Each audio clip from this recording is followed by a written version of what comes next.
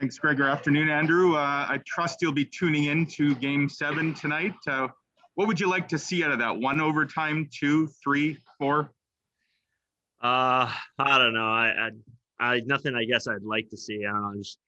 It'll be a good game for sure. It'll be interesting to see how Toronto bounces back and Montreal with a little bit of momentum. Feels like pressure's on kind of both of them, so it'll be interesting to see how it goes. We'll go next to Carter Brooks from Game On. Go ahead, Carter. Hey, Andrew. Obviously, watching this game tonight as someone who's going to be facing off against the winner of this series, are you able to sit back and watch Game 7 as a hockey fan as well as a professional athlete? Yeah, a little bit. I mean, I don't think I'm going to be dissecting the game and like totally into the nuances of the game and whatnot. I mean, I think you're going to be partially watching as a fan for sure, but obviously, taking note of, whoever wins the game we're playing against. So I think there's an opportunity for you to take it in as a fan, but yeah, it'll be ready to see who wins. And then either I'm packing a bag to get ready to go tomorrow or we're staying here. So hopefully it doesn't go to 6 overtimes because I'll be past my bedtime. We'll go next to Paul Friesen from the Winnipeg Sun. Go ahead, Paul. Hey, Andrew, assume you watched Colorado, and I'm just wondering how much thought you guys have put into how you can kind of not maybe replicate what they did, but how you can get the most after all this time off, get the most out of yourselves that first game. Yeah, I mean, they were impressive last night. Yeah, I think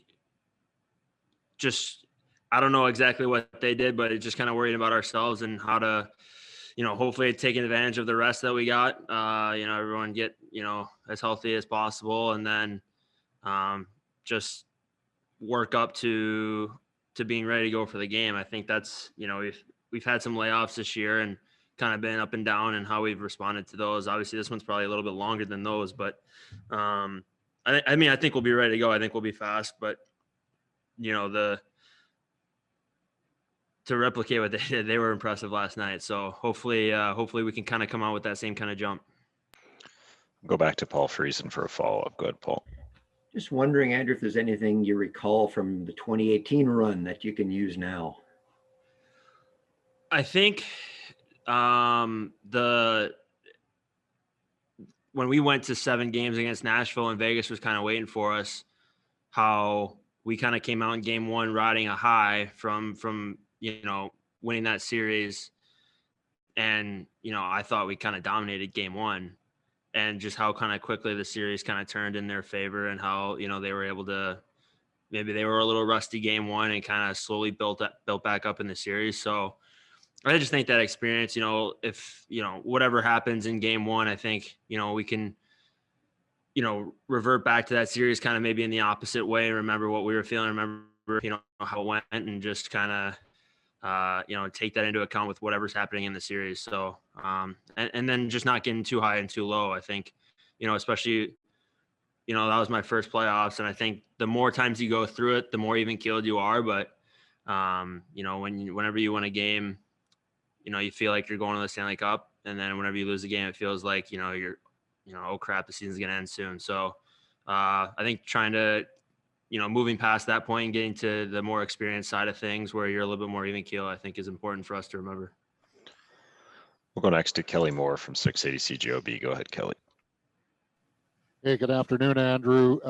If it's Toronto, it would seem as though the personal matchup for your line would be a little more clearly defined. But would the same thing hold for Montreal, or would that be kind of a resetting in the preparation as far as the line versus line matchup is concerned? Yeah, I don't know. I don't know what Paul's thinking exactly. I don't think we haven't dove too deep into either team's 5-on-5 yet. Just kind of waiting to see who wins. So I don't know. I mean, maybe the Toronto matchup would be more clearly defined, but I don't know. Montreal kind of runs a harder match against us, so maybe that'll cause us to run a harder match against them when we're at home. I don't know. So I don't think we're too worried about the line match, and just kind of waiting to see who wins, and then we'll figure all that stuff out. We'll go next to Ken Weeb from Sportsnet. Go ahead, Weber. Thanks, Gregor. Afternoon, Andrew. I know we've talked about him a lot this year, but what's the value of having a rested and dialed in Connor Hellebuck as you get ready for round 2? Yeah, good. I mean, I think you saw Vegas kind of had to go to Leonard last night, and obviously he's a really good goalie.